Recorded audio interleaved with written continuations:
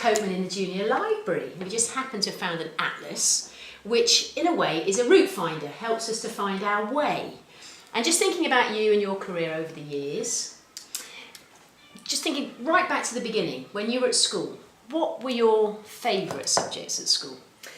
Very much English and history, the arts, the humanities, that sort of thing. Maths and science were very much a dark art for me. I liked things with a story, and that's what I was always drawn to, because I was a reader as a child. I used to play bookshops in my bedroom, so no surprise there. So no, even when I was studying, it was things with a story, with a history, with a personality, those sorts of subjects that really drew my attention. So, with this passion for reading things with a story, was there a particular person that perhaps inspired you in terms of the choices you made for courses going on to university? Very much. My English teacher, dear Mr. Warner, he's probably 110 by now. He was lovely, and he was a breath of fresh air in my school. We'd had some very dull English teachers, and he was fantastic. And he really inspired me to just try new books, not stick with my syllabus, but read around and explore. He taught me you could experiment with reading, that you could try and read a book, and if you didn't like it and you didn't finish it, you weren't failing, which was revolutionary. I thought you had to read and enjoy every single book you were given, and of course that's not the case at all. So he really inspired me and all of us to be braver about reading. And so yes, I did English at A-level, and then I did my first degree in English literature. Can you just describe a little bit about your background? Were you always a librarian? No, I wasn't a librarian until I came to Clare's Court. Before I was a librarian, I have worked in other schools, but prior to that I did 30 years as a police officer in the Metropolitan Police. My goodness. Yeah. So can you tell us a little bit about what appealed to you about becoming a policewoman? How, what happened at school that perhaps led you down that path? Okay. Well, as a young child, I always loved either books, and always wanted to open up a bookshop or work in a bookshop, or I wanted to be a police officer, which was really frowned upon when I was younger. You don't want to be a police officer, you don't want to do that. But it was always there at the back of my mind. And when I reached 16, I went into sixth form and realised that actually university at that time wasn't for me. So I actually joined the police cadets. I was living in Middlesbrough at the time, and I came down and joined the police cadets in London, and did that for 18 months, and then went on to join the police at the age of 18. Which force were you a part of? That was the Metropolitan Police Force, and I worked all over London from, as I've just said, I started out in Sutton, which I've never even heard of. Worked in Brixton, I worked in traffic, worked at Chelsea, worked at Heathrow Airport, worked over at Hampton near Kingston, so I've been all over central, south and west London, really. And can you just describe briefly one of your standout moments as a police officer? One of my standout moments? Well, I suppose one of the things I'm most proud of, in the 80s, I was the first female to get into royalty protection as a bodyguard.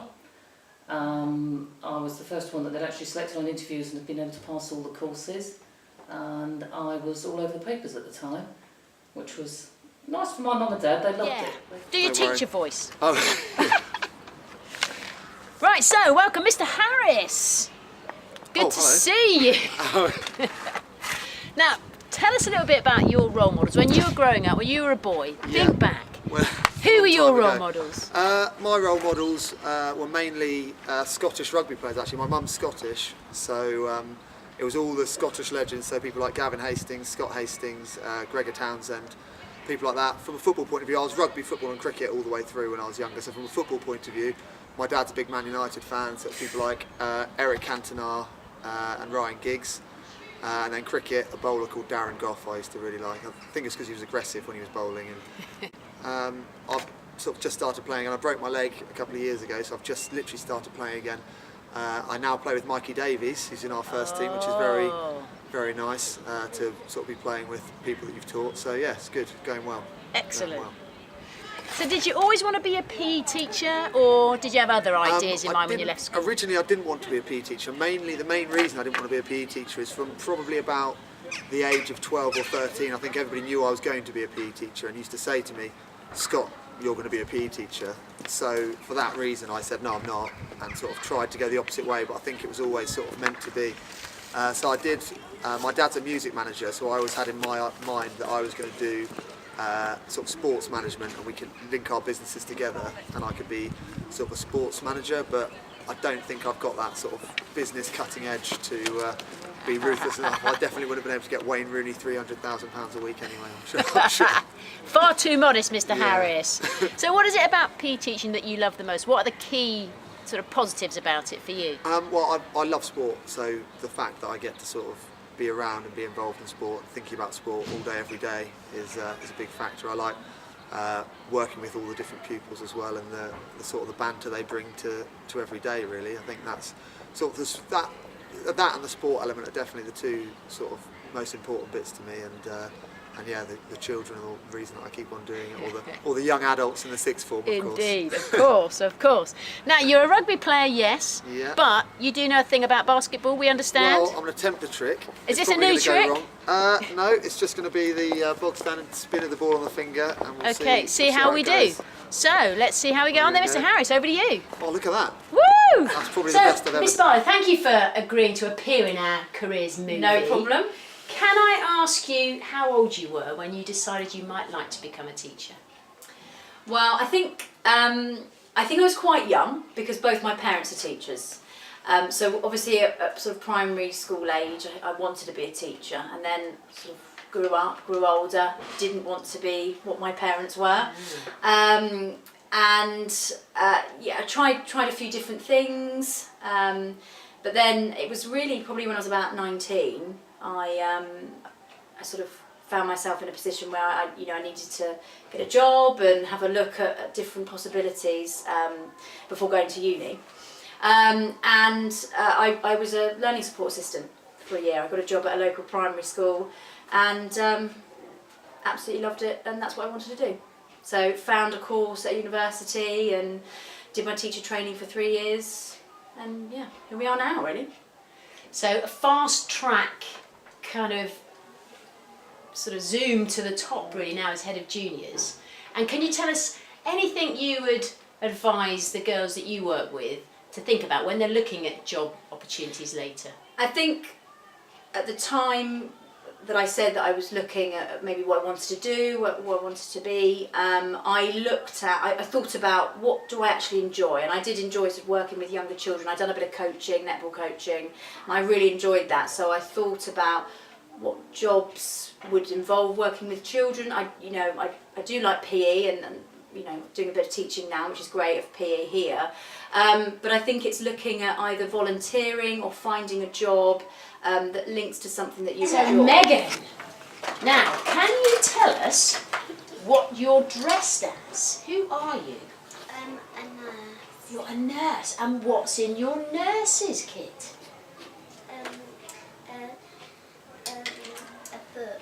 You've got a book. Have you got anything else in there? Got a snake. What's that?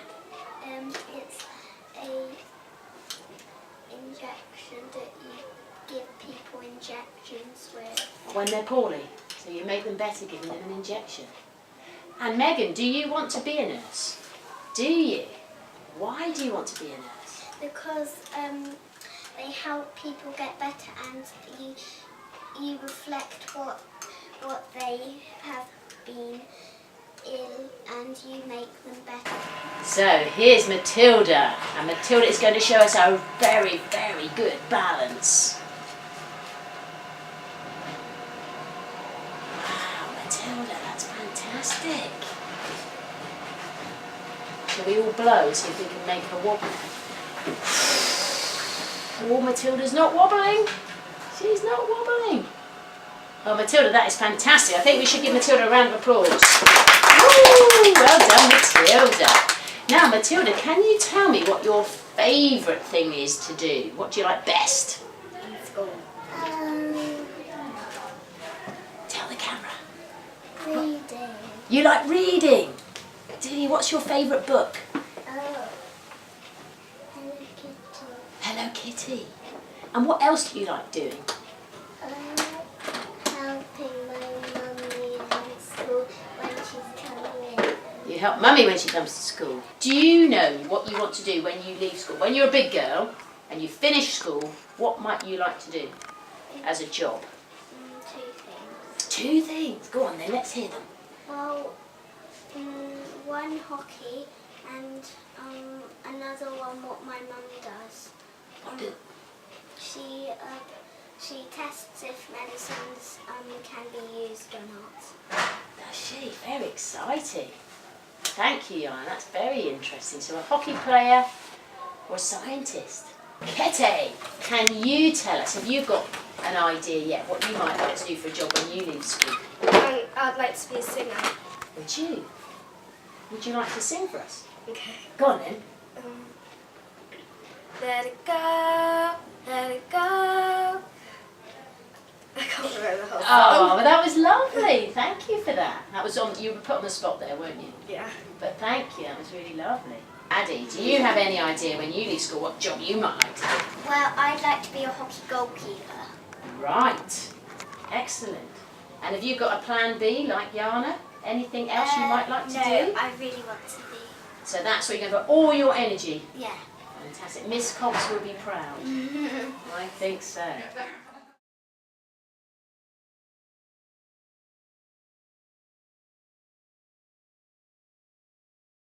When I was your age, I decided I wanted to be a nurse. And I remember saying it one day in my grandparents' house, and I never changed my mind. So when I was 18 years old, I went to college, I went to the hospital, and I trained to be a nurse. And I worked on all the different I'm Hugh Buckle. I'm a teacher of business studies here at Clays Court and head of Year 11 over at the boys' site. I'm going to talk to you about some top tips for your career. And one of the things I think you want to consider, that if you're thinking of going into corporate business, so that's having a career in sales and marketing, maybe you're thinking about finance, becoming an accountant, maybe you're a scientist but thinking about going to work for pharmaceutical business, really consider the company that you go and work for when you leave university, school, whatever. Try and find yourself what I would call a blue chip company because of the background you've experienced with a large company. So think carefully about the company that you're going to work for. A Mars, a Unilever, a Procter & Gamble, a SmithKline Beecham, a Tesco's, a Sainsbury's. These big blue chip household names have programs that will help you develop. Once you're in the organisation, they will spend a lot of time and effort developing you. If you go in as a management trainee, you'll actually find they'll put you in lots of different areas of the business to give you different exposure to different parts of the business, and then they will decide with you what your chosen career path is. The other point to bear in mind is the fact that continue to build your own career in terms of development as well. While I was at work, I went off and I continued my studies. So I did my HNC and HND in business studies, and then because I was passionate and loved marketing, I then went off and did my diploma in marketing with the Chartered Institute of Marketing. But I did that while in full-time work. So I got my qualifications, but I then topped those up. And certainly having those qualifications allowed me to get higher jobs to support that. And one other thing just to consider is that of apprenticeships. We talked to you, a lot of you about A-levels and then going on to university, but a lot of these blue chip companies now are actually looking at recruiting people after A-levels. British Airways, for example, are now taking on more management trainees at 18 after A-levels than they are at 21, 22 after university. They like to bring them in and put them across lots of different divisions and then find a specialism for them. And I know that Mars and Tesco's and SmithKline Beecham are doing exactly those sort of apprenticeships as well. And they will invest in you, they will build your experience, they will give you different skills, and they will spend time in you with you, which is a fantastic opportunity for you as to go forward in your career. But get that big company on your CV early on, because that's a sure way of having success in your future career. Thanks very much. I'm Will Nagel. I do psychology, business, drama and English. When I leave school I want to do a business related career. At the moment I'm studying biology, geography and business studies, and when I leave sixth form I want to go into the automotive industry. So Will, is that it? I guess so.